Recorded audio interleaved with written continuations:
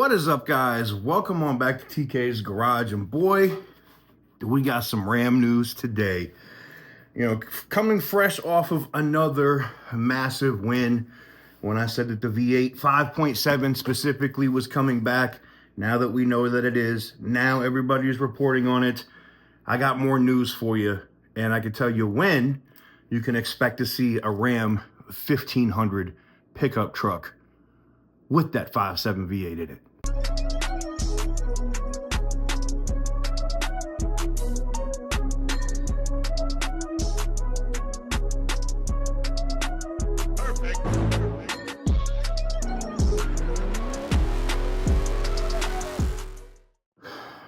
So first things first, for sure, before the end of 2025, you will see Ram 1500s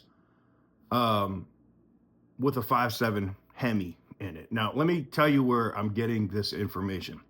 So my flow of information goes from the lowest to low, meaning like the people that actually work on the ground, to the highest of highs, like people that actually work with the executives that make decisions in this company every single day when it comes to Stellantis.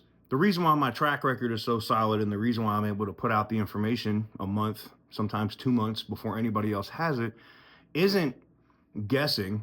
If I was doing that, I'd be rich. I'd just be at the sports book all day. But it's just by doing basic investigative work, right? Like talking to people. And here's the secret about this industry. People like to talk, right? People will tell you stuff they know that they're not supposed to tell you. That's just the nature of the business. And that's how intelligence works. So, needless to say, let's get into it. So I have a baseline of what we can expect, right? So sources in Michigan that work at the factory level are saying that they're expecting to see a Ram 1500 either announced or announced, but they're already getting the stuff together to bring the 5.7s in to Shap and to Warren Assembly. That's one part of this story.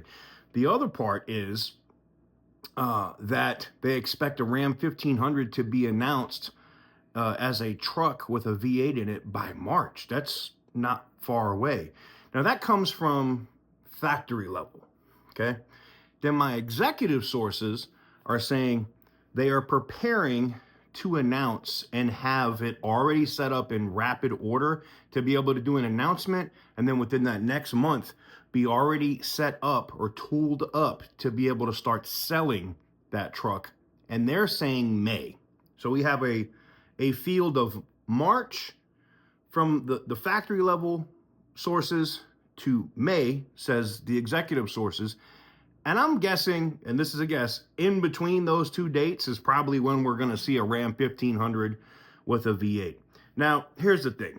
Ram really doesn't have a choice here. Tim Kuniskis knows it. I think they floated a lot of those stories during the Detroit Auto Show, and the same thing at NADA in New Orleans. I think they did that for a reason, because they wanted to kind of see, like, can we get by with just this Hurricane engine?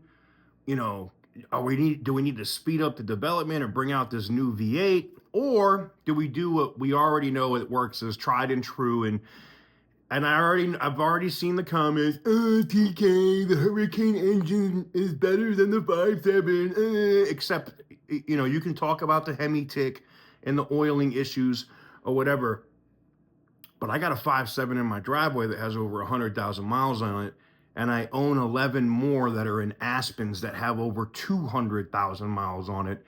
And outside of replacing water pumps and it ticking for like the first 10 seconds or 15 seconds when I started in the morning, I don't have any friggin' issues with that engine. It's tried and true.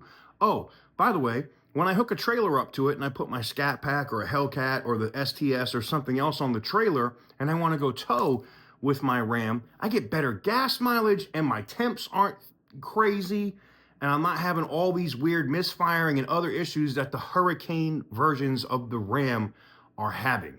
Now, Tim Kuniskis does need to figure out one other thing, because it's not just a Hurricane engine that sucks. They're also having issues with that friggin' wiring harness. Now, this comes from the Carlos Tavares days, and I feel like they just got to go back. And I know they don't want to do it because it's like changing stuff, but it's not like you can't go back to that older supplier and run that 5.7 wiring harness that you ran previously in 2023. It's not like you can't do that. You can. Maybe it puts a delay on you being able to do that, and figure out how to use that older wiring harness with the new tech. All right, that's what you have engineers for. Figure it out, because the new one that you have now is a disaster in your Wagoneer. It's a disaster on the new Rams. You're having nothing but issues with these damn things.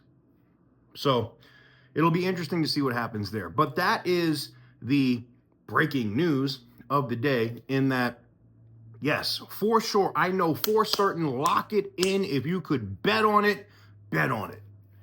That's what I'm going to start doing. If you could bet on it, bet on it. Because we already know. Like, whenever I get 3 executive sources that tell me the same thing, now I know, could they be feeding you? Yeah, so all 3 executive sources that don't know each other, or never have any communication with each other, that don't even work in the same areas, are telling me this exact same time frame in May, right? And factory level people that work at facilities, I'm not even going to say where, are telling me March. And that their supervisors and stuff are, like, I have text messages between, like, when I tell you I get deep, bro, I get deep. And I got text messages between other managers. And here's the thing, the people at the factories, they're excited. You want to know why they're excited about the Hemi coming back? I'll let you guess. You know what it means? Sales. That's what it means. It means people are going to come back and buy Rams. And this is the thing I don't get. And maybe Tim, this isn't a shot at Tim, but maybe Tim is just too, I know he wants to fight for the brand and he's great with products and shit, but does he suck with people? I don't think so. I've seen him do calls with people that got screwed and make situations right with people that got screwed, right? And I appreciate him for that. But I think Tim needs to be more of an asshole. And what I mean by that is, when it comes to the board at Stellantis, right? You got to tell these retards, you ain't selling this crap. This will sell. When the people on the floor at the factories are excited, they know. They know the minute that comes in, it's going to sell. And for you guys that are Jeep fans that have been begging for a minute for an affordable V8, not the 6.4 392 Rubicon, but a Jeep with a V8 in it, I got something for you later today. Stay tuned. Thank you guys very much for watching. If you like today's video, give it a big thumbs up. Hit the subscribe button if you haven't already. And as always, don't stress. Stay petty, my friends. For the longest time. Whoa. For the longest time. Yo, Percocet, Miley Percocet.